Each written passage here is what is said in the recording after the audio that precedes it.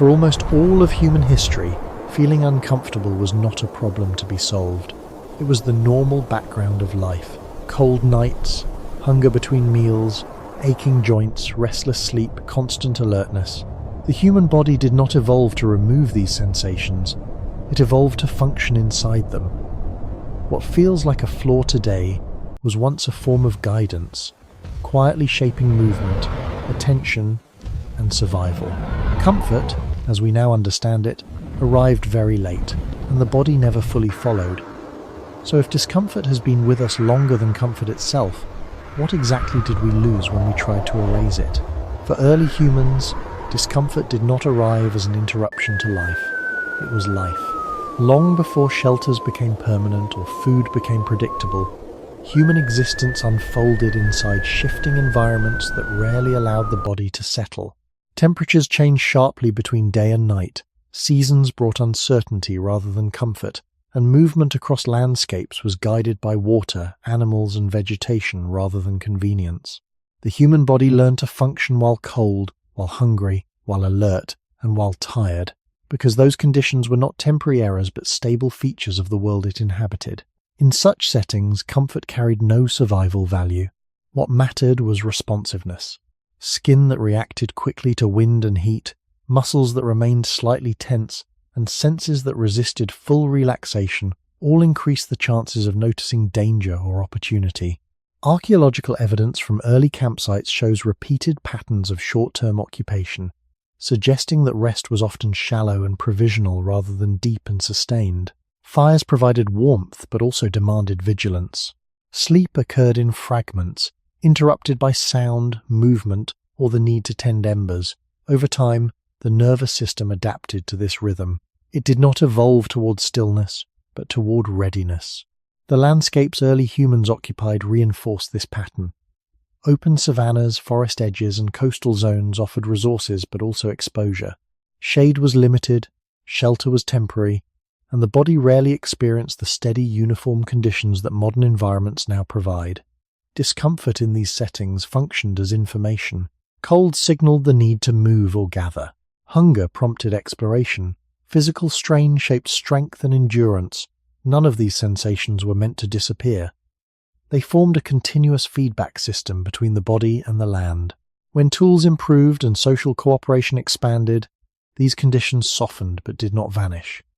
Even with fire, clothing, and shared food, life remained uneven. The archaeological record shows bones marked by repetitive strain, joint wear appearing early in adulthood, and teeth shaped by coarse diets. These were not signs of failure. They were evidence of bodies functioning within a world that required constant adjustment. Importantly, there is no indication that early humans expected relief from these sensations. There was no baseline of ease from which discomfort deviated. The body's internal balance was calibrated to variability, not stability. This matters because evolution shapes expectations as much as structures. A body that evolves in unstable conditions does not register mild discomfort as abnormal. It registers it as familiar. When environments later changed, this calibration remained. The absence of deep comfort was not a problem to be solved. It was the default state through which attention, movement, and social behavior were organized. From this perspective, modern discomfort does not begin with technology or culture. It begins much earlier, in landscapes where safety and ease were never constant enough to become a reference point. The early human body was shaped not to arrive at comfort, but to pass through discomfort without stopping. And that evolutionary inheritance still defines how the body feels today, even when the world around it no longer demands the same responses. The environment did not only expose early humans to discomfort, it trained the body to expect it as a constant condition. Unlike modern spaces where temperature, light, and sound are controlled, early human surroundings changed hour by hour. Wind shifted direction, clouds altered warmth, and ground textures varied with every step. These fluctuations shaped how the body regulated itself. Rather than seeking equilibrium, the body learned to operate within imbalance. Core temperature was rarely held at an ideal point. Muscles remained slightly active even during rest. Energy was conserved not by stillness, but by efficiency under strain. This is visible in how early humans moved across land. Footprints preserved in ancient sediments show long-distance walking over uneven terrain, suggesting that fatigue was not an endpoint but a background state. The body adapted by spreading effort across time, accepting mild discomfort to avoid collapse. Shelter, when present, did not erase this pattern. Natural coverings such as rock overhangs or vegetation reduced exposure but did not seal the body from the outside world. Rain, insects, and cold air still reached the skin. Fire added warmth but also demanded posture, attention, and proximity, keeping the body alert even during moments of rest. Over generations, this shaped the nervous system. Signals of discomfort were not interpreted as alarms requiring immediate correction. They were interpreted as orientation cues, helping the body adjust posture, movement, and timing. Hunger, for example, did not simply signal a lack of food. It structured daily rhythms, coordinating travel, cooperation, and tool use. Thirst guided migration routes. Physical soreness limited overexertion without requiring conscious planning. These sensations formed a quiet regulatory network that functioned best when they were continuous rather than eliminated. Archaeological findings support this interpretation. Skeletal remains from early populations show asymmetries in muscle attachment and joint use, indicating habitual strain rather than episodic injury. Teeth wear patterns suggest diets that required sustained effort to process, reinforcing jaw tension over long periods. These bodies were not optimized for ease, but for persistence. Importantly, there is no evidence of a historical phase in which early humans experienced prolonged physical comfort as a goal. Cultural artifacts reflect survival, adaptation, and social bonding, not relief from bodily strain. This absence is significant. Evolution does not remove traits that do not interfere with reproduction. Mild, ongoing discomfort did not reduce survival. In many cases, it enhanced it by keeping individuals attentive and responsive. As a result, the body's internal thresholds remained low. Sensations that modern humans interpret as problems were once neutral signals. When later environments began to reduce external variability, the internal systems did not recalibrate at the same pace. The body continued to generate sensations suited for a world that demanded movement, vigilance, and adjustment. This mismatch did not appear immediately. It unfolded slowly as living conditions stabilized beyond what the body had ever known.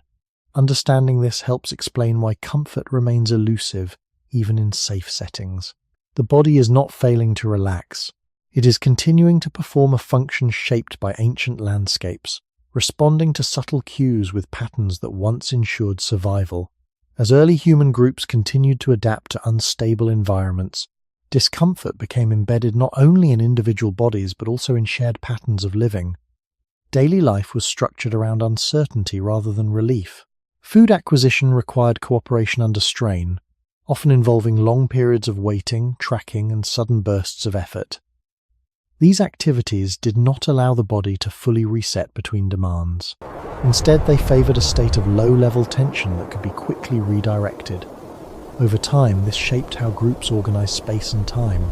Camps were arranged for visibility and access rather than comfort. Sleeping areas were close together, not to promote rest, but to maintain awareness. Noise, movement, and shared warmth created a constant sensory background that prevented deep isolation. In such settings, full physical ease would have been maladaptive, reducing responsiveness to threats or social cues. The body learned to rest without surrendering alertness. This pattern is visible in ethnographic parallels from more recent hunter-gatherer societies, where sleep remains light, segmented, and socially embedded rather than solitary and prolonged. These observations do not suggest hardship in the modern sense, but continuity with an older biological rhythm. The nervous system, shaped under these conditions, balanced recovery with readiness rather than maximizing either. Muscles did not fully relax. Attention did not fully disengage. Even during moments of stillness, the body remained partially oriented outward. This has implications for how comfort is perceived. When a body evolved in this way encounters prolonged stillness and uniform conditions, the absence of expected stimuli can itself become unsettling. Discomfort does not always arise from excess strain. It can also arise from the removal of familiar pressures. Archaeological evidence hints at this balance. Sites associated with longer-term occupation still show signs of repeated movement, tool maintenance, and bodily labor rather than prolonged inactivity. The body's role within these groups was not to seek ease, but to remain useful. Comfort that reduced sensitivity or slowed response would have offered little advantage. Over generations, this reinforced a baseline state in which slight discomfort signaled normal functioning rather than deficiency. This baseline persisted even as environments gradually changed. When climatic stability increased or resources became more predictable, the body did not immediately reinterpret these conditions as opportunities for rest. Instead, it continued to generate internal cues calibrated for fluctuation. This helps explain why modern comfort often feels incomplete. The body is not simply reacting to present conditions. It is expressing an inherited expectation of variation, effort, and sensory engagement. The absence of these elements can leave regulatory systems without clear reference points, leading to restlessness rather than ease. Seen through this lens, discomfort is not an error message. It is a residual language from a world where stability was rare, and responsiveness mattered more than relaxation. The early human body did not evolve toward comfort because comfort was not a stable or meaningful category. It evolved toward endurance within change. That orientation remains active today, quietly shaping how the body responds even when the environment no longer resembles the one that formed it. The human body is often described as if it were designed for rest, balance, and comfort, yet its internal systems tell a different story. From the way muscles maintain tone to how hormones fluctuate across the day, the body operates as if it expects ongoing demand rather than extended ease. Even at rest, muscle fibers remain partially engaged, maintaining posture and readiness. This baseline tension is not a flaw but an inheritance.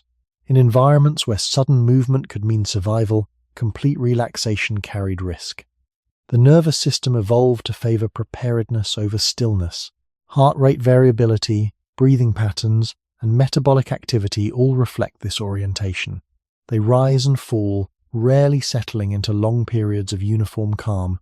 Sleep itself follows this logic. Rather than descending into uninterrupted depth, human sleep cycles through lighter and deeper stages, with frequent micro-awakenings that once allowed awareness of surroundings. This pattern persists even when danger is absent. The body does not recognize modern safety as a signal to disengage. It continues to run programs written for a world where alertness was never optional. Pain and discomfort also play a central role in this design. Low-level aches, stiffness, and fatigue act as continuous feedback, guiding movement and limiting overuse. In early contexts, these sensations prevented injury and conserved energy. They were not meant to be silenced, only interpreted. The body's repair mechanisms reflect the same logic. Healing is gradual, imperfect, and often incomplete. Tissues strengthen in response to stress, not comfort. Bones thicken where strain is repeated. Muscles grow through micro-damage. The absence of challenge leads not to stability, but to weakening. This reveals an important principle. The body maintains itself through controlled discomfort. Ease does not preserve function. Engagement does. Over long periods, this shaped a physiology that remains slightly unsettled by default. Hormonal systems reinforce this state. Stress hormones rise not only in response to threats but also in anticipation of effort. Digestive processes slow and accelerate based on activity rather than clock time. Even pleasure systems evolve to reward movement, exploration, and problem-solving more than passive rest. The result is a body that feels most regulated when it is doing, adjusting, and responding. When these cues are absent, regulation can falter. Modern environments remove many sources of physical demand while preserving psychological ones, creating an imbalance the body struggles to interpret. The biology remains tuned for effort without providing clear outlets for it. This contributes to a persistent sense of unease that is often misread as malfunction. In reality, the body is continuing to apply ancient rules. It is maintaining tone, readiness, and responsiveness because those traits once ensured survival. Comfort, when prolonged and undisturbed, offers little information to these systems. Without signals of strain or variation, regulatory loops lose clarity. The body does not settle into peace, it searches for input. Understanding this reframes discomfort not as a failure of modern life, but as evidence of a body still aligned with its original conditions. It was never shaped to arrive at comfort and remain there. It was shaped to move through discomfort while staying functional. That orientation remains deeply embedded, shaping how the body feels even in moments meant to be restful. Beyond muscles and posture, the body's internal regulation systems further reveal why lasting comfort was never the goal. Human biology relies on constant fluctuation rather than steady balance. Temperature regulation offers a clear example. Instead of maintaining a perfectly stable internal climate, the body allows small variations, adjusting through shivering, sweating, and changes in blood flow. These shifts were advantageous in environments where external conditions changed rapidly. They conserved energy and allowed rapid response. A body that insisted on perfect thermal comfort would have spent too much energy resisting its surroundings. The same pattern appears in energy metabolism. Blood sugar levels rise and fall throughout the day, guided by activity and food availability rather than fixed schedules. Hunger and satiety evolved as dynamic signals, not problems to eliminate. Mild hunger sharpened attention and motivated movement. Complete fullness, if prolonged, reduced alertness and mobility.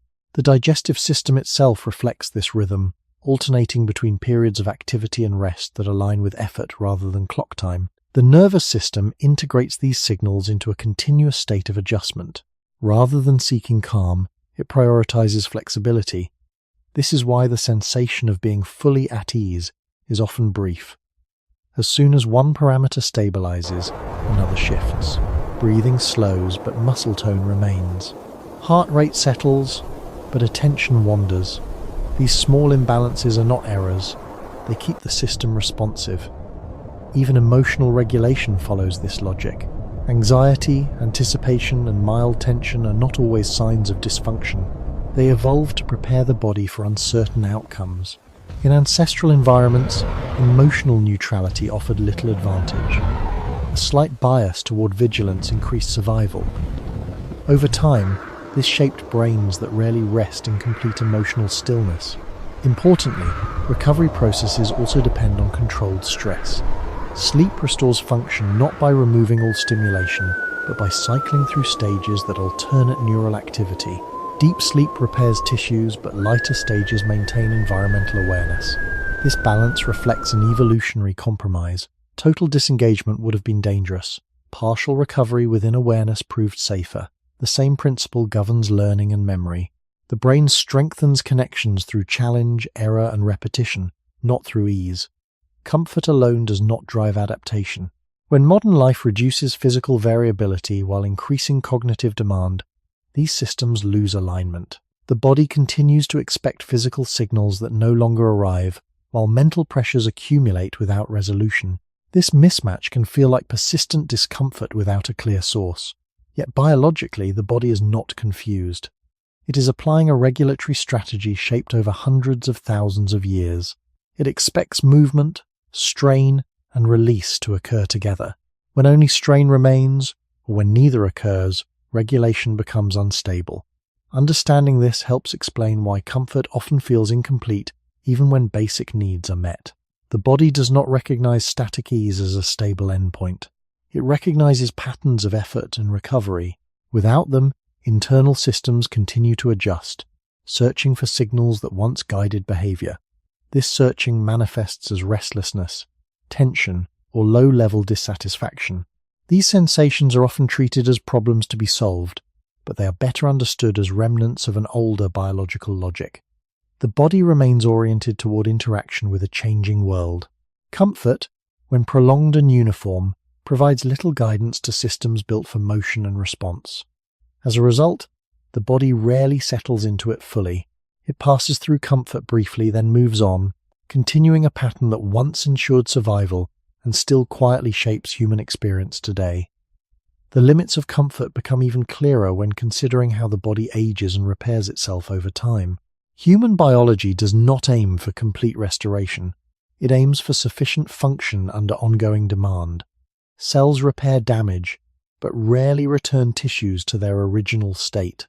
Small imperfections accumulate, and the body adapts around them rather than erasing them. This pattern reflects an evolutionary environment where survival depended on continuity, not perfection. A body that paused all activity to achieve ideal comfort or complete repair would have lost valuable time and opportunity. Instead, the body learned to operate while carrying unresolved strain. Scar tissue strengthens but reduces flexibility. Bones remodel to handle repeated stress, becoming denser in some areas and more brittle in others. These changes maintain function, but they also preserve a background of stiffness and sensation. The immune system follows a similar logic. It maintains readiness through low-level activity, constantly sampling and responding, rather than fully powering down. This readiness can create sensations of fatigue or malaise, even in the absence of illness. Yet this state once provided protection in environments where infection and injury were constant risks. Hormonal rhythms reinforce this ongoing engagement. Cortisol rises before waking, preparing the body for effort rather than relaxation. It fluctuates throughout the day, responding to anticipation as much as to action. This anticipatory design reflects a world where planning and readiness mattered more than restfulness. Over long spans of time, these systems create a body that is never entirely at ease, not because it is malfunctioning, but because it is maintaining capacity. When viewed through this lens, discomfort is not an interruption of health. It is part of how health is sustained. Comfort, if it occurs, appears briefly during moments when demands temporarily align with capacity. It is not meant to persist. This has consequences for how modern humans interpret bodily signals. In stable environments, the absence of clear external challenges can amplify internal sensations. Minor aches, fluctuations in mood, or feelings of restlessness become more noticeable because there is little else demanding attention. Historically, these sensations were integrated into activity. Movement, social interaction, and environmental engagement absorbed them. Without those outlets, discomfort can feel more prominent, even though its biological origin remains the same. The body continues to signal readiness, adaptation, and limitation. It does not receive confirmation that its work is complete. This leads to a subtle but persistent sense that something is unfinished. Importantly, this sensation is not resolved by additional comfort. Soft surfaces, constant temperature, and reduced physical demand do not recalibrate systems built for variation. They can even increase sensitivity by removing contrast. The body evolved to understand comfort relative to effort, not as a permanent condition. When effort disappears, comfort loses meaning. This helps explain why complete ease often feels elusive, even during rest. The body remains oriented toward engagement, repair under load, and anticipation of future demand. These orientations are deeply ingrained, carried forward from generations who survived not by feeling comfortable, but by functioning despite discomfort. Recognizing this shifts the interpretation of unease. It is not a sign that the body is failing to adapt to modern life. It is evidence that it is still following an older blueprint, one that values continuity over perfection, readiness over relaxation, and function over ease. This blueprint does not include a final state of comfort. It includes a moving balance, always slightly unsettled, but capable of carrying life forward through changing conditions. Archaeological evidence offers a quiet but persistent confirmation that comfort was never a stable feature of human life. When researchers examine the physical traces left behind by early populations, they do not find signs of environments organized around ease. Instead, they find repetition, strain, and adaptation etched into tools, dwellings, and bones. Early shelters were constructed for protection and proximity, not relaxation. They were small, low, and temporary, often rebuilt or abandoned as resources shifted. These spaces reduced exposure to the elements, but they did not isolate the body from them. Cold air still moved through openings. Smoke lingered. Sleeping surfaces were hard, uneven, and shared. Rest occurred within constraint rather than relief. Tools tell a similar story. Stone implements show patterns of heavy, repetitive use, with edges resharpened again and again rather than replaced. This suggests long hours of labor and constant engagement, with materials that resisted the hand. The body adapted to these demands by distributing effort over time, accepting fatigue as a constant companion rather than an obstacle to be eliminated. Skeletal remains reinforce this interpretation. Bones from early humans frequently display signs of asymmetrical development, indicating habitual use of certain muscle groups.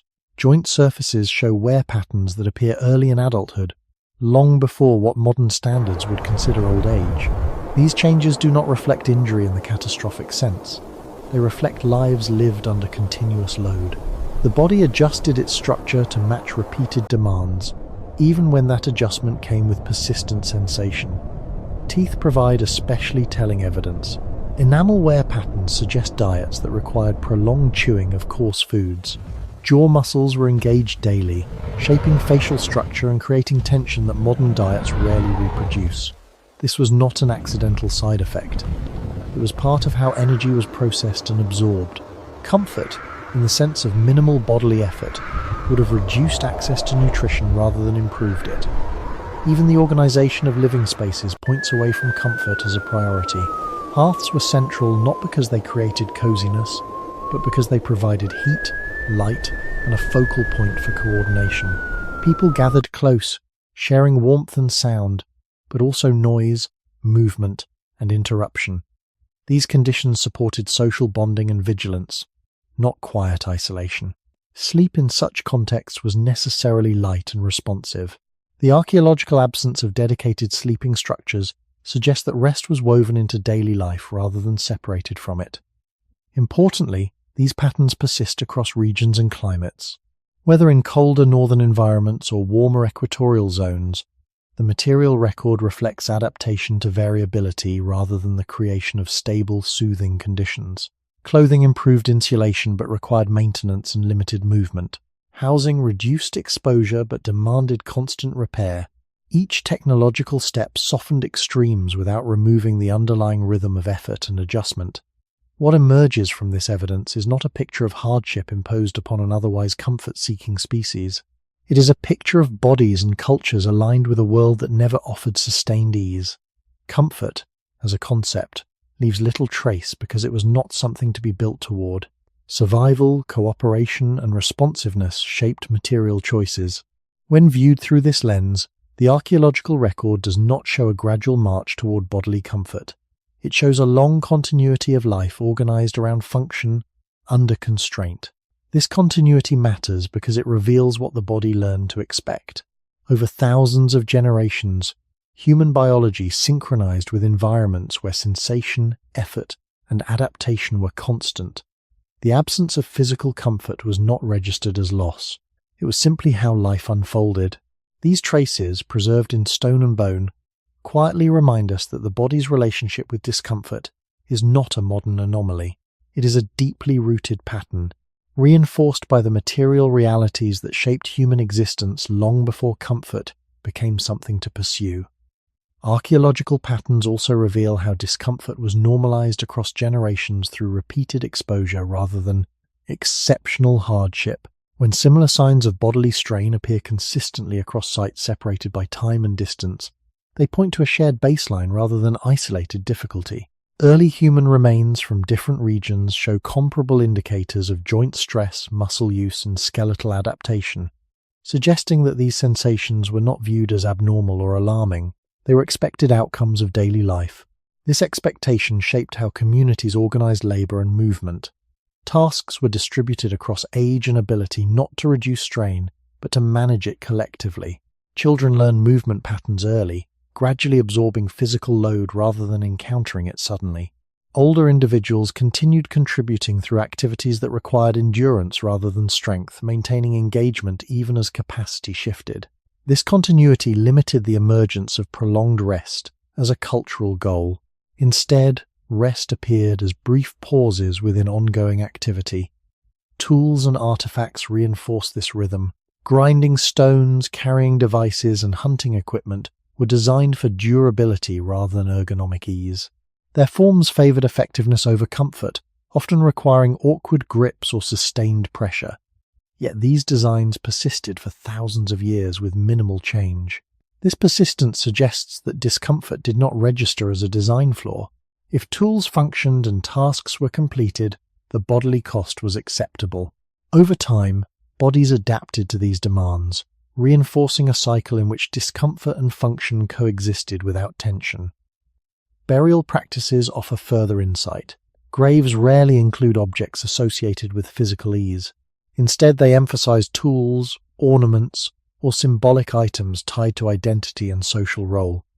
This indicates that meaning and continuity mattered more than relief from bodily sensation. Even in death, comfort does not appear as a primary concern. The absence of soft materials or restorative arrangements suggests that physical ease was not central to how life was understood or commemorated. Seasonal movement patterns also shaped this relationship. Many early populations shifted locations based on resource availability, exposing the body to changing climates and terrains throughout the year. This variability prevented long-term acclimation to any single set of conditions. The body remained flexible but rarely settled. Discomfort in one season was replaced by a different form in the next, creating a continuous cycle of adjustment. Archaeological evidence of repeated seasonal camps supports this interpretation. Sites show layers of occupation rather than permanent settlement, reinforcing the idea that stability was rare and temporary. Importantly, there is no clear archaeological moment when comfort suddenly becomes visible. Even as technologies improved, signs of bodily strain persist. This continuity suggests that improvements aim to reduce risk and increase efficiency, not to eliminate sensation. Fire reduced cold but introduced smoke. Clothing protected skin but restricted movement. Housing blocked wind but confined space. Each solution introduced new bodily challenges alongside the benefits. This pattern reveals a consistent priority: survival and coordination over ease. Comfort, when it appeared, was partial and situational. It did not redefine daily experience. The archaeological record, when viewed as a whole, presents discomfort as a stable background condition rather than a deviation. Bodies, tools, and spaces co-evolved within this framework. The absence of physical comfort was not experienced as deprivation because there was no alternative reference point. Over generations, this shaped expectations at both biological and cultural levels. The body learned to function within sensation, not to escape it. These expectations persisted even as environments gradually changed. Understanding this helps clarify why modern comfort often feels incomplete. The body carries forward assumptions formed in a world where ease was fleeting and secondary. Archaeology does not merely show how people lived, it reveals what their bodies learned to consider normal. And normal, for most of human history, included persistent, low-level discomfort woven into the fabric of everyday life. When archaeological evidence is examined across long time spans, one final pattern becomes clear. Even as material conditions improved, discomfort did not disappear. It simply changed form. This is crucial for understanding why comfort never became a stable human state.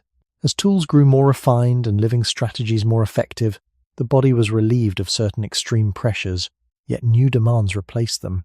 Heavier clothing reduced exposure to cold but increased weight and restricted movement. More permanent shelters blocked wind and rain but concentrated smoke, noise, and crowding. Food storage reduced hunger uncertainty but introduced repetitive labor and new physical stresses. Each innovation solved one problem while quietly introducing another. The archaeological record reflects this trade-off repeatedly. Skeletal remains from later periods show fewer signs of acute trauma from exposure, yet more evidence of chronic strain from repetitive tasks. Farming tools reduced the need for constant movement but increased localized stress in the spine, knees, and hands. Teeth show less wear from coarse foods, but bones show new patterns of degeneration linked to fixed postures and repetitive motions. These shifts indicate not a transition into comfort, but a redistribution of discomfort across the body. The body remained engaged, but in narrower, more repetitive ways. Importantly, there is no archaeological signal of a population adapting towards sustained bodily ease. Even as settlements grew and resources stabilized, human remains continue to show signs of tension and wear. This suggests that comfort was never a design endpoint for human societies. Cultural priorities focused on predictability, coordination, and survival at scale. These goals required structure, schedules, and repeated behaviors, all of which impose their own forms of strain. The body adapted to these demands as it always had, by functioning within them rather than eliminating them. The persistence of discomfort in the material record also highlights a deeper issue. Evolution operates slowly, but cultural change can accelerate. When material conditions shift faster than biological expectations, the body continues to respond according to older rules. Archaeology captures this mismatch in physical form. Bones do not show a gradual relaxation as environments stabilize. They show continuity and adaptation under load. The body remained prepared for fluctuation even when fluctuation decreased. This matters because it explains why comfort feels unstable even in later historical periods. The body never recalibrated toward ease because ease was never consistently present long enough to become a reference state. Instead, each generation inherited both the physical structures and the expectations shaped by earlier conditions. Discomfort persisted not as suffering, but as background information guiding behavior. The archaeological record does not suggest that humans failed to achieve comfort. It suggests that comfort was never the goal guiding adaptation. Function came first. Sensation followed. Relief was temporary and situational, not foundational. Over thousands of years, this created a deep continuity between body and environment, even as the environment changed.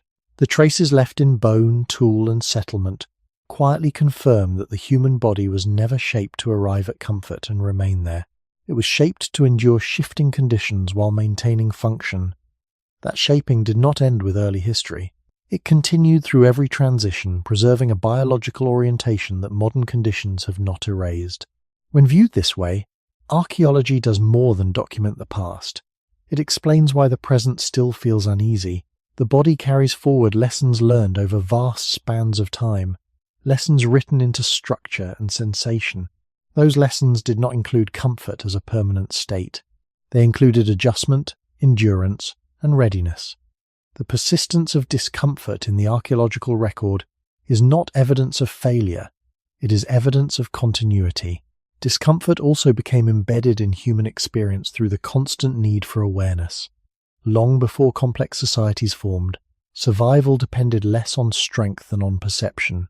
Early humans lived in environments where danger rarely announced itself clearly. Predators, rival groups, sudden weather shifts, and environmental hazards required continuous monitoring rather than reactive bursts of attention. This shaped a nervous system that favored sustained alertness over deep calm. The brain evolved to scan, compare, and anticipate, even when no immediate threat was present. In such conditions, complete relaxation would have been risky. A body that disengaged fully from its surroundings reduced its chances of responding in time. As a result, human attention systems developed a low threshold for activation. Small changes in sound, light, or movement triggered subtle shifts in posture and awareness. These responses were not dramatic. They were quiet adjustments, barely noticeable but constant. Over time, this created a background state of mild tension that supported survival without exhausting the organism. This vigilance was not limited to external threats. Social environments also required continuous awareness. Living in close groups meant navigating alliances, conflicts, and cooperation. Facial expressions, tone of voice, and body language carried important information. Missing these signals could lead to exclusion or conflict. The brain therefore learned to remain partially engaged with others at all times. Even during rest, social awareness lingered. Sleep occurred in proximity to others, where sounds and movements provided information rather than disturbance. The body learned to rest without fully disconnecting from its social field. Neurobiological evidence supports this pattern. Human stress response systems activate not only under danger, but under uncertainty. Anticipation alone can raise alertness levels. This suggests that the nervous system evolved to treat unpredictability as a condition requiring readiness, not panic. Discomfort, in this context, functioned as a signal of engagement. It kept the body oriented toward the environment, scanning for changes that might require action. Importantly, this vigilance was not meant to resolve. There was no stable endpoint where the body could safely disengage for long periods. Even moments of relative safety were temporary. As a result, the nervous system did not evolve mechanisms for sustained, deep relaxation. It evolved mechanisms for rapid modulation between levels of alertness. This design persists today. Modern humans often interpret constant low-level tension as abnormal because it contrasts with expectations of comfort and safety. Yet biologically, this state reflects a system performing its intended role. The body remains alert because, for most of human history, alertness mattered more than ease. Even in the absence of clear threats, the system continues to operate. It does not require danger to justify readiness. The mere possibility of change is enough. This helps explain why quiet environments can sometimes feel unsettling. When external stimuli decrease, internal monitoring can intensify. The absence of sensory input does not necessarily calm the nervous system. It can leave it without reference points, leading to restlessness rather than peace. From an evolutionary perspective, this makes sense. Silence and stillness were rarely neutral. They often preceded change. The body learned to treat them cautiously. Understanding discomfort through this lens reframes it as a byproduct of a vigilance-based design. The nervous system did not evolve to switch off. It evolved to hover just below action, ready to respond. This hovering creates sensation, tension, and awareness that never fully disappear. In modern contexts where threats are less immediate, this system can feel excessive. But it is not malfunctioning. It is continuing to apply ancient rules to new environments. Discomfort here is not pain. It is the sensation of a system that remains engaged, even when engagement is no longer strictly necessary. This engagement once ensured survival.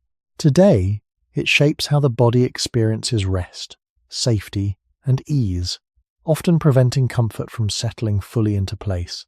As vigilance became a constant requirement, it reshaped not only perception, but also how the body experienced rest. In early human settings, rest did not mean withdrawal from the environment. It meant a shift in intensity while maintaining connection. The nervous system learned to down-regulate without disengaging. This is visible in how human attention fluctuates rather than switches off. Even during stillness, sensory processing remains active. Sounds are filtered, not ignored. Visual awareness softens, but does not disappear. This pattern allowed early humans to remain responsive while conserving energy. Discomfort played a quiet role in sustaining this balance. Mild tension kept muscles responsive. Slight unease prevented attention from drifting too far inward. These sensations were not interpreted as problems. They were signals that the system was functioning correctly. Over time, this shaped how safety was perceived. Safety did not equal absence of stimulation. It meant manageable uncertainty. Environments that were too quiet or too uniform could reduce the flow of information the nervous system relied on. In such contexts, vigilance increased rather than decreased. This explains why the human brain often becomes more active in silence. The absence of cues triggers internal monitoring, searching for patterns that are no longer present. From an evolutionary standpoint, this response was adaptive. Silence could indicate predators, shifting weather, or social tension. The body learned to respond by heightening awareness rather than relaxing. Social dynamics reinforced this pattern. In group living, complete disengagement could signal vulnerability. Remaining slightly alert allowed individuals to respond to changes in group mood or movement. Discomfort helped maintain this state without requiring conscious effort. It acted as a background reminder to stay connected. Neurochemical systems support this interpretation. Neurotransmitters involved in arousal and attention do not shut down during rest. They fluctuate, maintaining a baseline level of engagement. This baseline does not aim for comfort, it aims for continuity of awareness. Modern environments challenge this design. Extended periods of isolation, artificial quiet, or uniform sensory input remove many of the signals the nervous system expects. Without external variation, internal processes can become more noticeable. Heartbeats, breathing, minor aches, and thoughts move to the foreground. What is often labeled as restlessness or discomfort may simply be the nervous system maintaining vigilance in the absence of familiar cues. This mismatch highlights an important point. The body does not automatically equate safety with stillness. It equates safety with predictable variability. When variability disappears, regulation becomes less stable. Discomfort emerges not because something is wrong, but because the system is searching for orientation. Over generations, this shaped a human experience where comfort remained temporary. Moments of ease occurred during social bonding, rhythmic movement, or familiar routines, not during complete withdrawal. These moments were brief and situational, sufficient to restore function without compromising awareness. The nervous system never evolved a state corresponding to prolonged comfort as a default. It evolved to cycle through degrees of engagement. Understanding this helps clarify why modern attempts to create perfect rest often fail. Removing all stimulation does not align with how vigilance-based systems regulate themselves. Instead of calming, it can amplify discomfort. The body responds by maintaining alertness, generating sensation, and resisting full relaxation. This response is not a flaw of modern life alone. It is the continuation of an ancient pattern in which awareness mattered more than ease. Discomfort, in this context, is the felt presence of vigilance. It is how the body keeps itself oriented in a world it was never meant to fully ignore. The long-term consequence of this vigilance-based design is that the body learns to associate comfort with risk rather than safety. When alertness drops too far, the nervous system interprets the state as unfamiliar. Over thousands of generations, deep disengagement rarely occurred without consequence. Extended stillness reduced awareness of environmental change, social shifts, or internal needs. As a result, the body developed mechanisms to prevent comfort from becoming absolute. These mechanisms are subtle. They appear as wandering thoughts during rest, a need to adjust posture repeatedly, or a faint sense of unease when nothing demands attention. These sensations do not indicate danger in modern environments, but they originate from systems shaped to avoid vulnerability. The brain maintains a low level of activity even when external demands disappear. This activity is not random. It reflects continuous prediction and monitoring, scanning for potential changes. When no changes occur, the system does not shut down. It turns inward. Bodily sensations become more prominent, and minor discomforts gain attention. This inward shift can feel like restlessness, but it is better understood as vigilance without an external target. Historically, this state would have been brief. Environmental or social cues would quickly reappear, redirecting attention outward. In modern settings, extended quiet and isolation allow this state to persist. The body remains alert, but without meaningful reference points. Discomfort fills the gap. This explains why attempts to create perfect comfort often produce the opposite effect. When stimuli are removed completely, the nervous system increases sensitivity. It amplifies signals to maintain orientation. Soft surfaces, silence, and uniform lighting reduce variability rather than providing reassurance. The body responds by generating its own variation through sensation and thought. From an evolutionary perspective, this is logical. A world without change would have been unusual and potentially threatening. The body learned to treat stillness with caution. Social factors further reinforce this response. Human safety historically depended on group presence. Isolation increased risk. Even during rest, proximity to others provided information and reassurance. Modern solitude, while physically safe, lacks these signals. The nervous system remains alert, searching for social cues that no longer arrive. Discomfort arises not from loneliness alone, but from a system that evolved to expect shared vigilance. This pattern does not resolve through conscious reassurance. The nervous system operates below deliberate control. It does not respond to explanations. It responds to patterns. Without movement, variation, or social rhythm, it continues to maintain readiness. This readiness manifests as tension rather than peace. Importantly, this does not mean that humans are incapable of rest. It means that rest, in biological terms, was never equivalent to total comfort. Rest occurred alongside awareness, engagement, and mild discomfort. It restored function without eliminating sensation. When modern definitions of comfort aim for complete ease, they conflict with this inherited structure. The body resists not because it is broken, but because it is consistent. It continues to apply rules shaped in environments where comfort could not be trusted to last. Over time, this creates a persistent mismatch between expectation and experience. People seek comfort as a stable state, while the body treats it as temporary and conditional. Discomfort becomes noticeable not because it has increased, but because it lacks context. Historically, it was absorbed into activity and shared vigilance. Without those anchors, it stands out. Recognizing this shifts how discomfort is understood. It is not a signal to eliminate all tension. It is evidence of a nervous system still operating as designed, a system that values awareness over ease, continuity over calm, and readiness over rest. This design does not produce lasting comfort, it produces adaptability. And adaptability, rather than comfort, was the trait that allowed humans to survive across unpredictable landscapes and social worlds. That legacy remains active, shaping how comfort feels incomplete even when conditions appear ideal. The transition to agriculture is often described as a step towards stability and comfort, yet the body tells a more complicated story. When humans began cultivating plants and domesticating animals, food became more predictable, but daily life did not become easier in a biological sense. Farming replaced movement across landscapes with repetitive labor bound to specific locations. Instead of walking long distances, bodies bent, knelt, lifted, and carried in the same patterns day after day. This shift reduced certain risks but intensified others.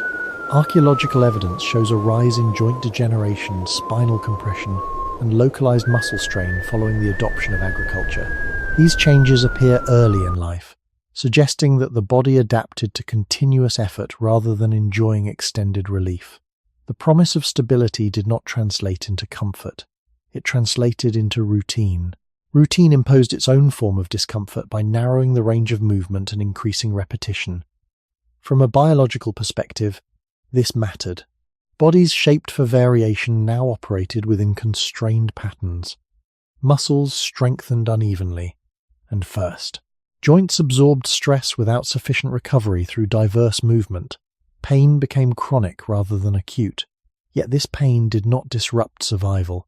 Agricultural societies grew in number and complexity despite increased bodily strain. Evolution did not favor comfort here either. It favored productivity and coordination.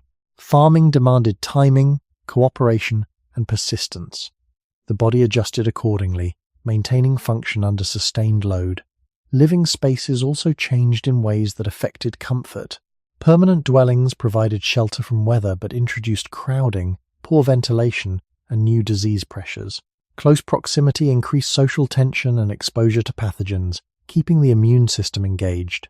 Fire remained central, but smoke accumulated indoors, irritating lungs and eyes. These environments reduced external danger while increasing internal stress. Comfort, in the sense of bodily ease, remained elusive. The nervous system continued to operate in a state of readiness, now oriented towards schedules, storage, and social hierarchy rather than predators. Food surplus altered eating patterns, but hunger did not disappear. Diets narrowed, relying heavily on cultivated staples. This increased caloric predictability while reducing nutritional diversity. Teeth and bones reflect this shift, showing both reduced wear from coarse foods and new signs of deficiency and weakness. The body adapted by reallocating resources, maintaining survival at the cost of persistent sensation. Importantly, the cultural meaning of discomfort began to change. In agricultural societies, discomfort became normalized as labor. Pain signaled work done, contribution made, role fulfilled.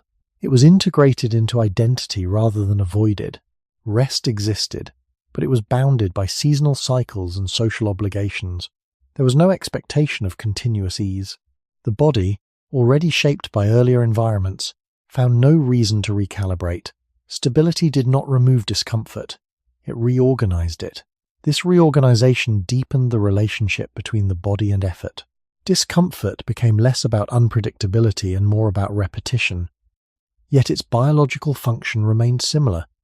It guided behavior, limited excess, and maintained engagement. The agricultural transition did not mark a turning point toward comfort. It marked a shift in how discomfort was distributed across time and tissue. The body remained slightly strained, slightly alert, and never fully at ease. This period matters because it introduced a long-term mismatch that continues today. Humans began living in stable environments that reduced immediate threats while increasing chronic demands. The body carried forward systems designed for fluctuation, now operating within routine. Comfort did not emerge as a new baseline. Instead, discomfort adapted, embedding itself more deeply into daily life. Understanding this helps explain why stability alone does not produce ease. The body does not equate predictability with comfort. it equates it with responsibility and effort. That equation was formed during the agricultural transition and remains active, shaping how the body experiences work, rest, and satisfaction long after the fields have changed. As agricultural societies matured, the rhythm of discomfort became increasingly tied to time rather than place. Seasonal cycles governed labor, rest, and scarcity, creating long stretches of effort followed by brief periods of relief.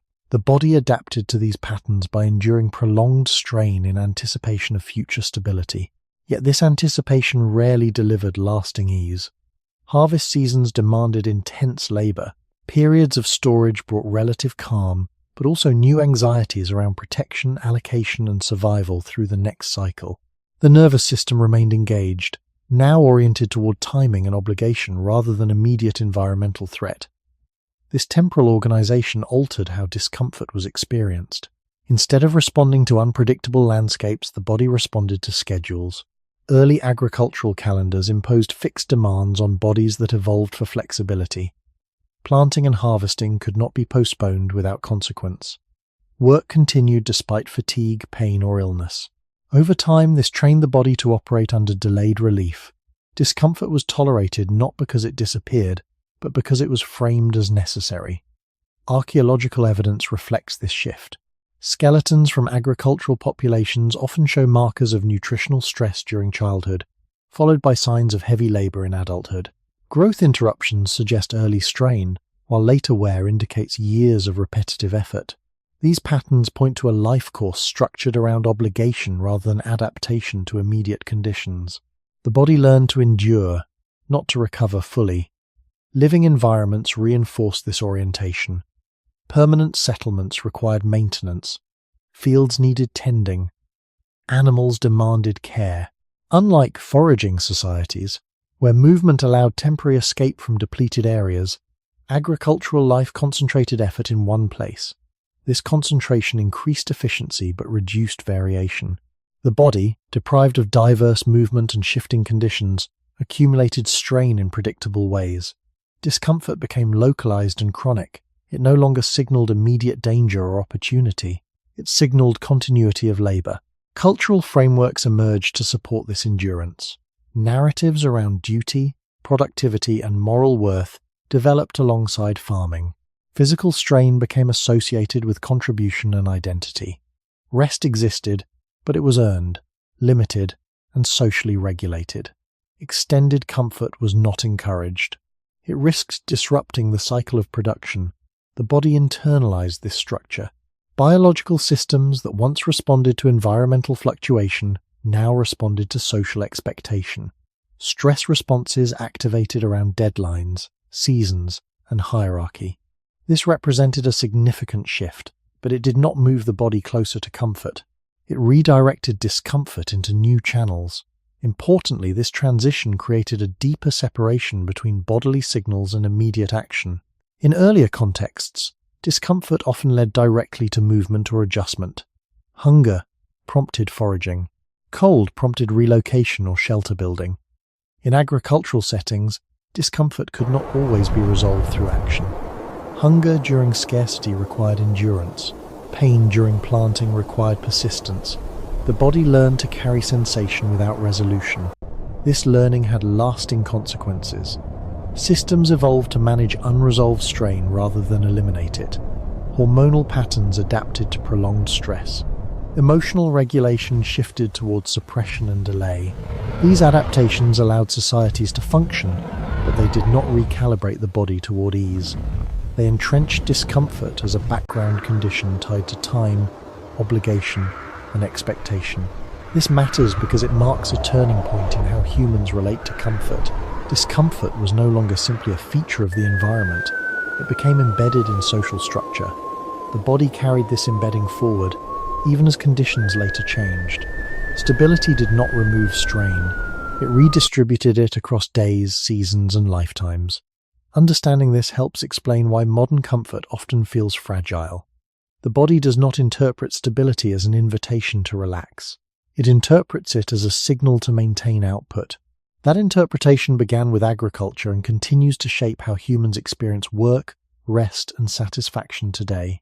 Comfort remains temporary, conditional, and secondary to function, not because modern life is uniquely demanding, but because the body learned long ago to survive. Within cycles that rewarded endurance over ease, modern environments appear on the surface to resolve many of the pressures that shaped earlier human life. Climate is controlled, food is accessible, and physical danger is reduced. Yet these same environments introduce a different kind of imbalance, one that the body struggles to interpret.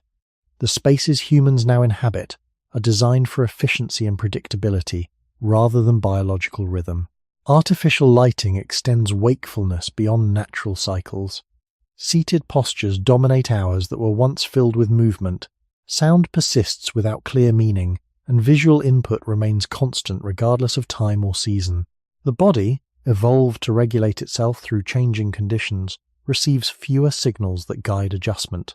As a result, internal systems remain active without clear resolution. Discomfort emerges not from excess hardship, but from a lack of alignment between environment and biology. The nervous system continues to expect variation. Instead, it encounters uniformity. Temperature remains steady, yet muscles remain inactive for long periods. Light suggests daytime, even late into the night. The body's internal clocks struggle to synchronize. Sleep becomes lighter and less restorative, not because danger is present, but because the cues that once marked rest and activity have blurred. This disruption does not register as a clear problem. It registers as unease. The body remains alert without understanding why. Movement patterns further contribute to this state. Extended sitting reduces natural shifts in posture and load that once distributed strain across the body.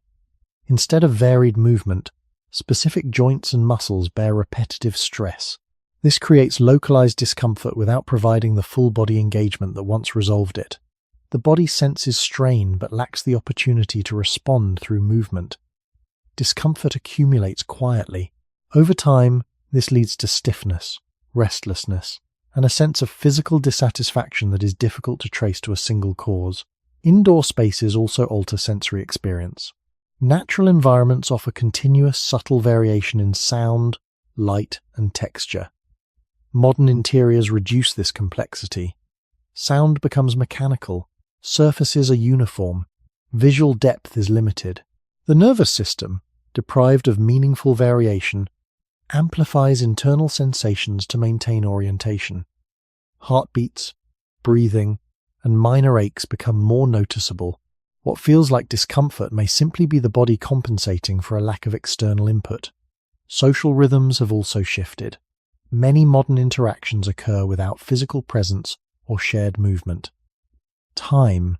The body evolved to regulate itself through synchronized activity with others, such as walking, working, or resting together. When social connection becomes abstract or fragmented, these regulatory cues weaken. The nervous system remains engaged but lacks the grounding once provided by collective rhythm. This contributes to a persistent sense of tension even in safe settings. Importantly, these conditions do not overwhelm the body in obvious ways. They create low-level, continuous mismatch. The body is neither challenged nor released, it remains suspended. Discomfort arises not as pain, but as a background sensation that something is unresolved. Efforts to increase comfort within these environments often intensify the problem. Softer seating, constant climate control, and further reduction of physical demand remove even more variation. The body responds by increasing sensitivity. Regulation becomes harder, not easier. This reveals a central paradox of modern comfort. By removing the conditions that once guided bodily adjustment, it leaves internal systems without clear reference points. The body does not settle, it searches. Understanding this helps explain why modern discomfort feels diffuse and persistent. It is not the result of individual failure or weakness. It is the consequence of environments that prioritize stability over biological rhythm. The body continues to operate according to rules shaped in a world of movement, change, and shared activity. When those elements disappear, comfort does not take their place. Discomfort remains, reshaped but continuous, reflecting a system still oriented toward engagement with a world that no longer provides the signals it expects. As modern spaces reduce physical demand, they also reshape how time is experienced by the body. Historically, time was sensed through environmental change, shifting light, temperature, and activity. These cues guided cycles of effort and recovery. In contemporary settings, time becomes abstract. Clocks and schedules replace bodily signals. Work, rest, and eating occur according to external coordination rather than internal readiness. The body adapts by suppressing some signals and amplifying others. Hunger is delayed or ignored. Fatigue is overridden. Discomfort does not disappear. It is postponed. Over time, this postponement alters regulation. Internal rhythms lose coherence. The body struggles to predict when relief will arrive. This uncertainty maintains a background level of tension. The nervous system remains partially activated, preparing for demands that are scheduled rather than sensed. This form of activation is subtle but persistent. It does not peak and resolve. It hums quietly beneath awareness. Technological mediation deepens this effect. Screens emit light that mimics daytime, disrupting circadian cues. Information arrives continuously, detached from physical context. The brain processes signals without corresponding movement or social feedback. This creates a mismatch between cognitive activity and bodily engagement. Attention is consumed while the body remains still. Discomfort emerges as restlessness rather than pain. The body senses effort without expression. Attempts to resolve this through increased comfort often fail because they do not restore rhythm. Comfort removes friction, but does not reintroduce variation. Softness, stillness, and constant availability reduce opportunities for the body to complete cycles of strain and release.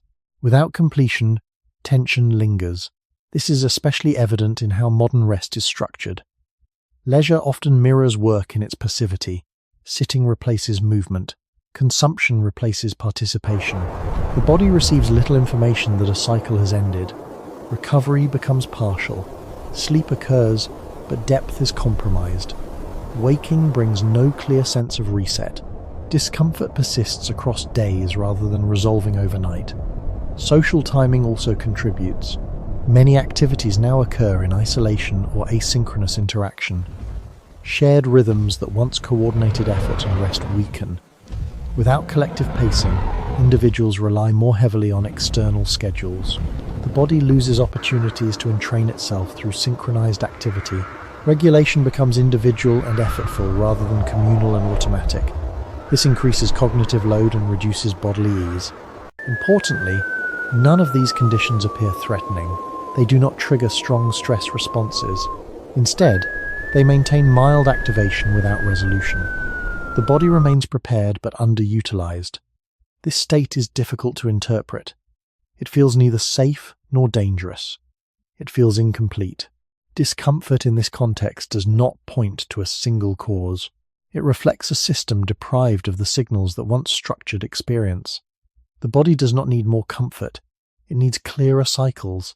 It needs variation, engagement, and release. Without them, it continues to search for equilibrium it cannot find. This searching manifests as tension, fatigue, and dissatisfaction that persist despite favorable conditions. Understanding this reframes modern discomfort. It is not evidence that life is too hard. It is evidence that life is too even. The body evolved to regulate itself through contrast. When contrast disappears, regulation falters. Comfort, without rhythm, becomes another form of strain.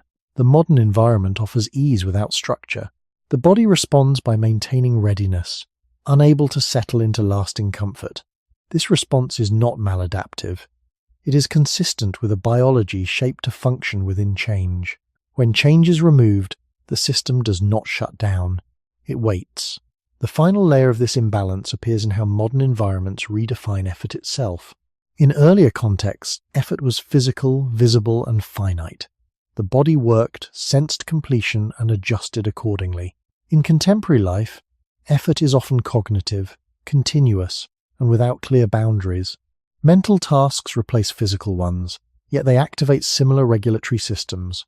Attention, decision-making, and anticipation all require energy.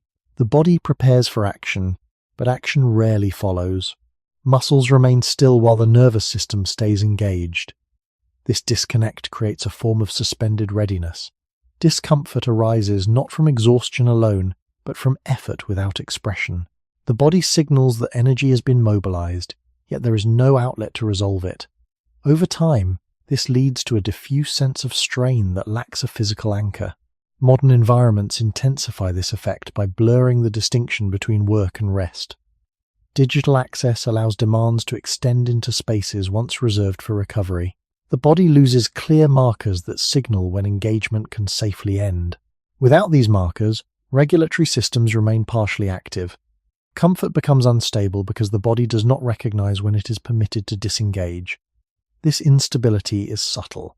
It does not announce itself as crisis. It accumulates as background tension, shallow rest, and persistent dissatisfaction. Attempts to counter this through additional comfort often miss the underlying issue. Reducing physical effort without addressing cognitive load increases imbalance. The body remains activated internally while external conditions suggest rest. This contradiction prevents full recovery. Discomfort becomes the expression of unresolved effort. Environmental design reinforces this pattern. Modern spaces prioritize convenience and efficiency, reducing friction but also removing cues that once structured behavior. Elevators replace stairs. Climate control replaces adaptation. Navigation becomes automated. Each convenience removes a small demand that once provided feedback to the body. Over time, the body receives fewer signals that effort has occurred and fewer signals that it has ended. Regulation becomes ambiguous. Discomfort fills this ambiguity. It signals that the system is still engaged, still waiting for resolution. Importantly, this discomfort does not indicate that the body requires more stimulation or less comfort. It indicates that the body requires meaningful engagement that involves movement, variation, and completion. Without these elements, comfort remains shallow. The body senses safety but not fulfillment. It rests without restoration. This state reflects a deeper mismatch between environment and biology. The body evolved to integrate effort and recovery through direct interaction with the world. When interaction becomes abstract and effort becomes invisible, regulatory systems lose clarity. Discomfort persists as a reminder that cycles remain unfinished. Recognizing this helps explain why modern ease often feels unsatisfying. The body does not resist comfort itself. It resists comfort that lacks context. In the absence of clear beginnings and endings, the body remains oriented toward readiness. This orientation once ensured survival. In modern settings, it produces unease. The environment promises ease, but the body expects engagement. Until that expectation is met, comfort cannot fully settle.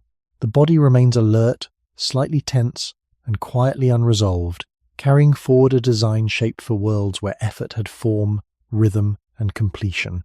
In modern societies, discomfort is rarely interpreted as a neutral signal.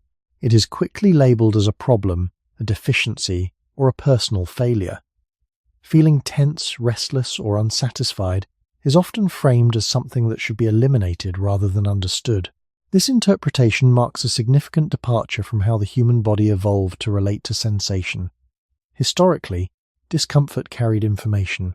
It guided behavior, shaped timing, and signaled the need for adjustment.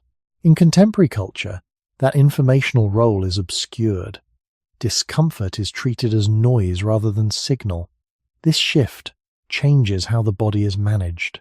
Instead of responding through movement, rest, or environmental change, discomfort is often suppressed or ignored. The body learns that its signals are unwelcome. Over time, this alters regulation. Signals that once guided behavior lose clarity. They persist without resolution. Cultural expectations reinforce this pattern. Modern narratives emphasize constant positivity, productivity, and optimization. There is little space for acknowledging low-level unease as normal. As a result, individuals internalize discomfort as a personal shortcoming. They search for solutions that promise elimination rather than integration. Yet the body does not respond well to elimination strategies. It evolved to operate through feedback, not silence. When feedback is dismissed, regulatory loops become less precise. Discomfort intensifies or spreads because it is no longer anchored to action. Medical and technological responses often reflect this misunderstanding. Interventions aim to reduce sensation rather than address context. Pain is numbed, fatigue is overridden, restlessness is distracted.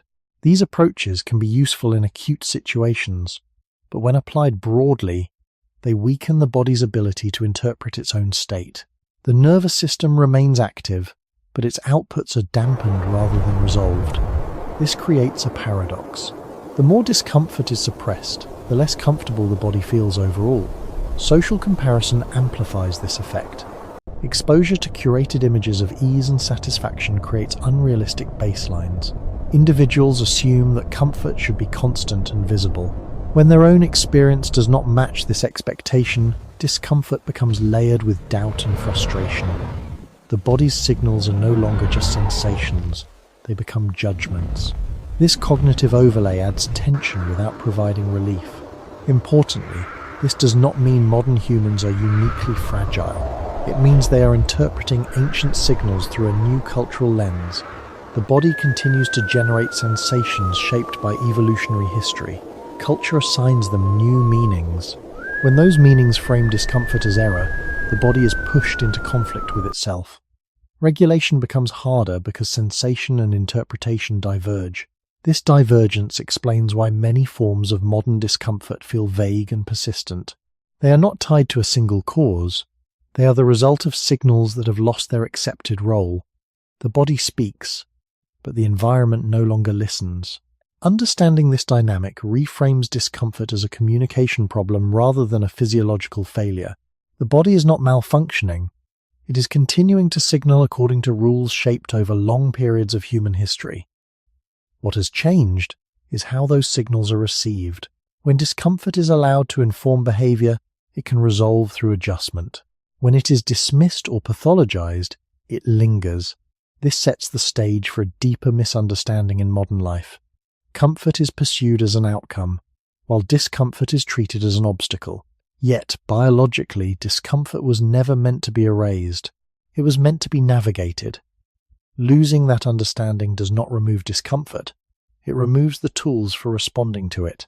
The result is a population that is safer, more stable, and more controlled than ever before, yet often uncertain about how to feel at ease within its own body. This misunderstanding deepens when discomfort becomes medicalized without sufficient context. Sensations that once guided daily behavior are increasingly classified as symptoms detached from environment, history, or rhythm. Tension becomes a disorder rather than a response. Fatigue becomes a defect rather than a signal of imbalance. Restlessness becomes something to correct rather than something to interpret. While medical frameworks are essential for addressing genuine illness, their expansion into every area of sensation changes how people relate to their bodies. The body is no longer an adaptive system communicating through sensation. It becomes a machine expected to operate quietly. When it fails to do so, intervention replaces listening. This shift alters behavior. Instead of adjusting movement, timing, or environment, individuals adjust chemistry, distraction, or performance expectations. The underlying mismatch remains. Discomfort persists, now stripped of meaning. Cultural pacing reinforces this cycle. Modern life rewards continuity. There is little tolerance for fluctuation in energy, mood, or focus. Work and social structures assume consistent output. When the body deviates, it is corrected rather than accommodated. This trains individuals to override signals repeatedly. Over time, sensitivity dulls in some areas while intensifying in others. The body becomes harder to read. Discomfort no longer points clearly toward change. It spreads as a general sense of unease. This diffusion makes resolution even less likely. Technological solutions often promise relief by removing friction, yet friction once played a regulatory role. Effort created contrast. Recovery followed. When friction disappears, contrast fades. Without contrast, comfort loses definition. The body cannot recognize when it has arrived at ease because ease is no longer distinct from effort. This ambiguity contributes to dissatisfaction even in favorable conditions. Social narratives around self-improvement further complicate this relationship. Discomfort is framed as something to optimize away. people are encouraged to eliminate it through productivity, control, or constant adjustment. This approach treats discomfort as an enemy rather than a guide. Yet enemies are fought, not understood. Fighting sensation increases vigilance and tension. The nervous system remains engaged, scanning for errors. Comfort becomes conditional on constant monitoring. This state is exhausting. Importantly, none of this implies that discomfort should be embraced without question. It implies that discomfort should be contextualized. The body evolved to communicate through sensation. When that communication is reframed as malfunction, the system loses coherence. Signals continue, but their resolution pathways are blocked.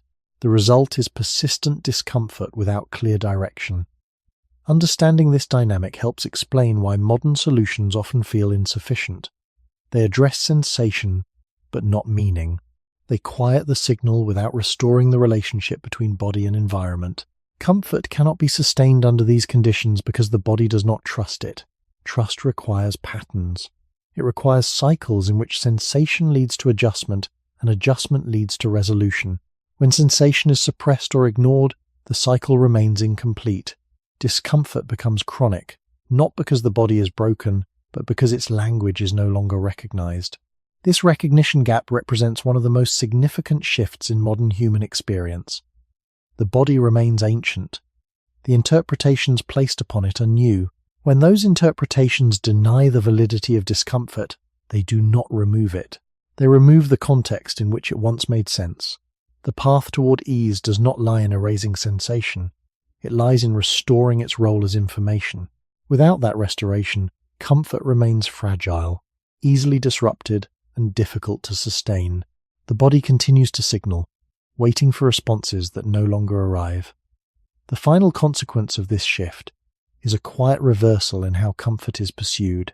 Instead of emerging as a byproduct of alignment between body and environment, comfort becomes a goal that must be actively maintained. This pursuit requires constant monitoring. People check how they feel, adjust conditions, and seek reassurance that discomfort has been minimized. Paradoxically, this attention keeps the nervous system engaged. The body learns that ease is fragile and must be protected. This belief sustains vigilance. Comfort, once a temporary outcome of appropriate rhythm, becomes a state that must be defended. The body responds by remaining alert, anticipating disruption. Discomfort persists not because conditions are harsh, but because regulation never completes. Effort is replaced by surveillance. The nervous system stays active, scanning for signs that comfort is slipping. This creates a feedback loop. The more comfort is pursued directly, the less secure it feels. The body does not interpret monitoring as safety. It interprets it as uncertainty. Historically, comfort did not require confirmation. It arose briefly when conditions allowed, then faded as activity resumed. There was no expectation that it should last. Modern expectations reverse this logic. Comfort is treated as a baseline that must be preserved. Any deviation is seen as failure. This interpretation places the body under continuous evaluation. Sensation becomes evidence rather than information. Minor discomforts gain significance because they threaten the idea of stability. The body responds by amplifying signals, not to cause distress, but to prompt attention. The result is a heightened awareness of sensation that undermines ease. This dynamic also reshapes emotional experience. Calm becomes something to achieve rather than something to pass through. When calm does not appear, individuals assume something is wrong. This assumption increases tension. The body, sensing concern, maintains readiness. Comfort becomes increasingly elusive. Importantly, this pattern does not resolve through greater control. More control reinforces vigilance. The nervous system does not relax when watched closely. It relaxes when patterns repeat reliably without oversight. Modern life disrupts those patterns while encouraging constant assessment. The body is caught between expectation and uncertainty. Discomfort emerges as the expression of that tension. Understanding this completes the picture of how discomfort is misinterpreted in modern contexts. It is not merely labeled as a problem, it is placed in opposition to comfort itself. This opposition creates conflict within the system. The body cannot both remain alert and feel at ease. When asked to do both, it chooses alertness.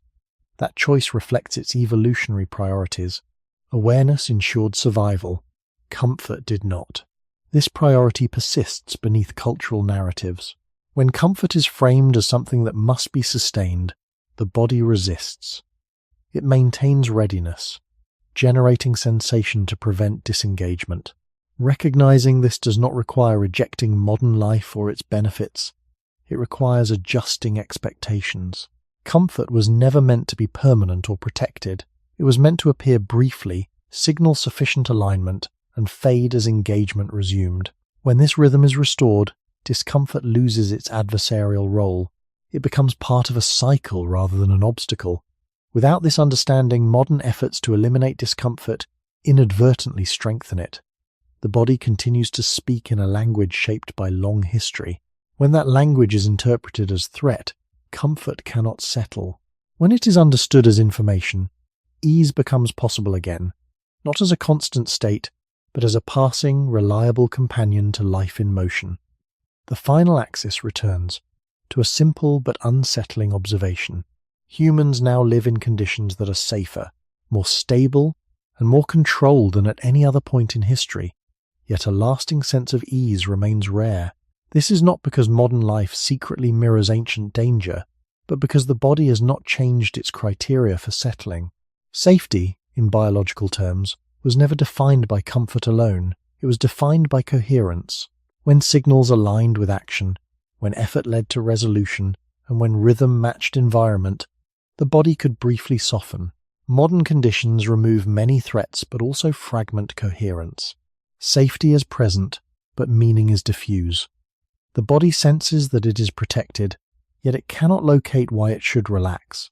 This creates a distinctive modern state: alertness without danger, effort without completion, and comfort without reassurance. The body responds by maintaining a low level of readiness. This readiness feels like discomfort because it has no clear purpose. In earlier contexts, readiness pointed outward. Today, it turns inward. The body monitors itself. Sensations are noticed, evaluated, and questioned. This self-monitoring replaces engagement with the environment. Comfort becomes something to check rather than something to experience. As a result, it rarely deepens. This pattern is reinforced by the scale of modern time. Lives extend longer than the biological systems that once governed them. The body evolved to function across shorter spans marked by visible cycles of growth, decline, and renewal. Modern longevity stretches those cycles beyond their original frame. Recovery slows. Signals persist longer. Discomfort becomes more noticeable not because it increases, but because it has more time to be felt. The body does not adjust its expectations simply because life extends. It continues to signal according to older timelines. This creates a quiet tension between lived time and biological time. Comfort, when it appears, is fleeting, because the systems that would sustain it were never designed for permanence. They were designed for transition. Understanding this reframes modern unease. It is not evidence that something essential has been lost in a nostalgic sense. It is evidence that the body remains oriented toward movement through states rather than residence within them. Modern life encourages staying, preserving, and stabilizing. The body encourages passing, adjusting, and responding. These orientations do not fully align. Discomfort arises at their intersection. This does not mean comfort is unattainable. It means comfort is conditional. It appears when engagement, rhythm, and expectation briefly align. It fades when they diverge. In earlier eras, this cycle was accepted without reflection. Today, it is often resisted. That resistance amplifies sensation. The body is asked to remain at ease while its deeper logic pushes toward readiness. It chooses readiness. This choice is not conscious. It is inherited. The final insight, then, is not that humans are incapable of comfort, but that comfort was never meant to be a destination. It was a signal, brief and informative, indicating sufficient alignment before movement resumed. When modern life turns that signal into a goal, the body resists. Discomfort returns, not as punishment, but as correction. It reminds the system of its original design. The question that remains is not how to eliminate discomfort, but how to live in a way that allows comfort to appear naturally without being held in place. That question has no single answer. It unfolds differently across bodies, environments, and times. Yet it remains open, inviting reflection rather than resolution, and leaving the listener with a quieter understanding of why ease has always been temporary, and why that temporariness may not be a failure, but a feature of being human.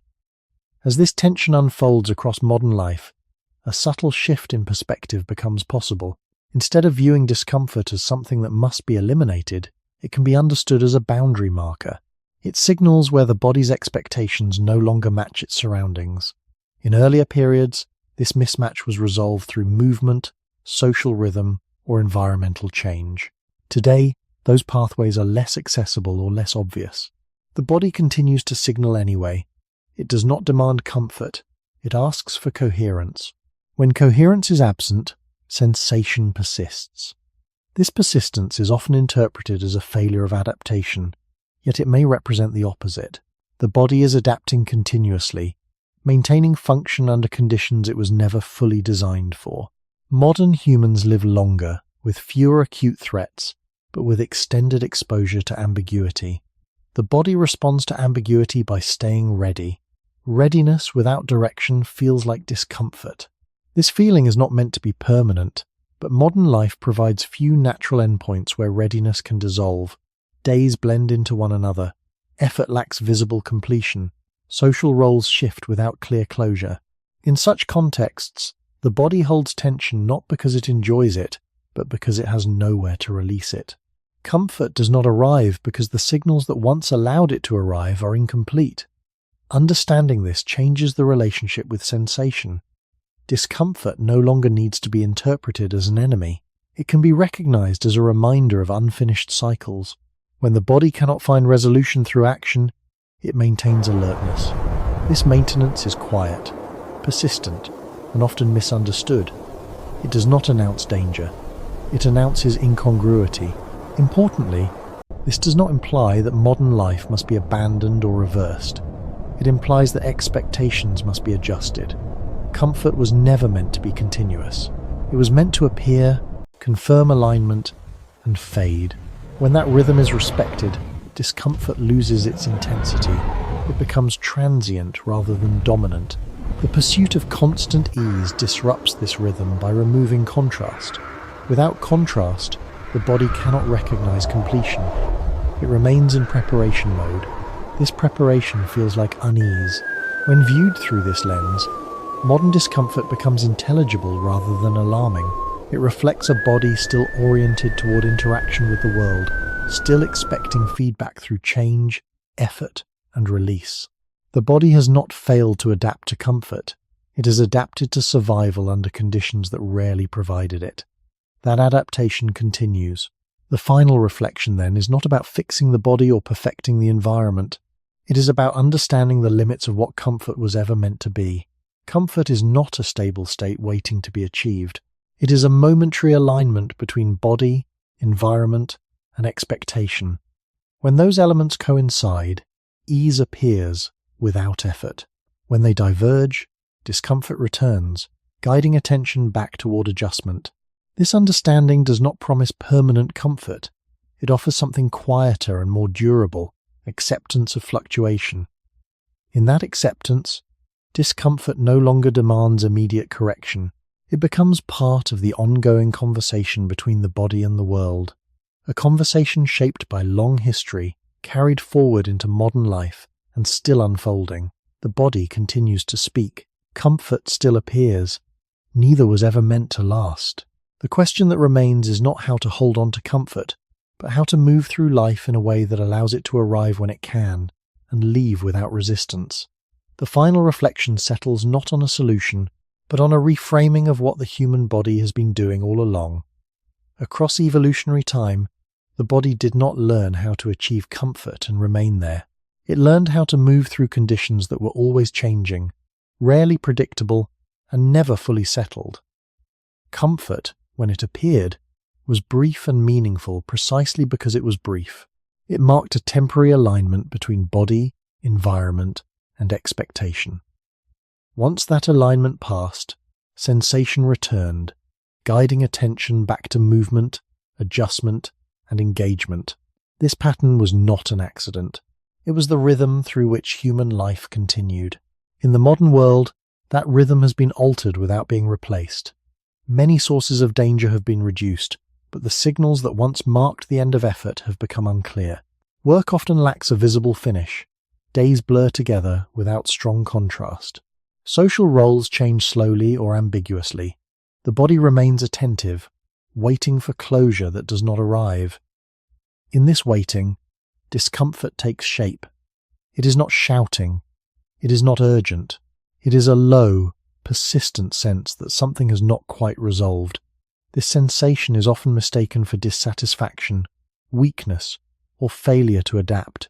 Yet it may be the most consistent expression of a body still oriented towards cycles rather than states. Seen from this perspective, the modern desire for permanent comfort asks the body to do something it was never trained to do. It asks the nervous system to disengage without reference, to relax without contrast, and to settle without movement. The body resists not because it is damaged, but because it is coherent. It continues to apply rules shaped in environments where stillness could not be trusted, and ease was always provisional. When comfort lasts too long, the body becomes uncertain. It begins to search. Sensation returns as a way of re-establishing orientation. This does not mean that comfort is an illusion or that it should be rejected. It means that comfort was never meant to be held tightly. When comfort is allowed to come and go, it fulfills its original function. It restores enough capacity for life to continue. When it is treated as a destination, it becomes fragile. The body watches it, guards it, and in doing so, keeps itself alert. Ease dissolves under observation. What remains is vigilance disguised as relaxation. Understanding this changes the relationship with discomfort. Discomfort no longer needs to be interpreted as an enemy or an error. It can be understood as a sign that the body is still participating in life, still expecting engagement, still operating within a logic shaped by movement and response. In earlier times, discomfort was absorbed into daily activity. It was carried while walking, working, sharing food, or tending fire. Today, much of that activity has been removed or abstracted. Discomfort has fewer places to go. It lingers because it has lost its pathway rather than because it has increased in strength. This reframing does not demand dramatic change. It does not require abandoning modern life or romanticizing the past. It simply invites a quieter expectation. Comfort does not need to last to be real. It does not need to be defended to be valuable. It can be allowed to appear briefly, do its work, and fade without being judged. When discomfort follows, it does not necessarily signal decline. It may signal readiness. It may be the body's way of staying aligned with a world that still changes, even when those changes are subtle. Over long spans of time, human survival depended less on ease than on responsiveness. That responsiveness remains embedded in the body. It shapes sensation, attention, and emotion. It does not vanish when life becomes safer. It adapts, often awkwardly, to new conditions. The result is a modern experience marked by safety without settlement, abundance without rest, and comfort that never fully arrives. This experience is not a personal failure. It is a historical inheritance. The closing thought, then, is not an instruction but an opening. If comfort was never meant to be permanent, what happens when it is no longer pursued as such? If discomfort is not always a problem, but sometimes a signal of unfinished rhythm, how does that change the way it is met? And if the human body is still following an ancient design, quietly prioritizing readiness over ease, what does it mean to live well within that design, rather than against it?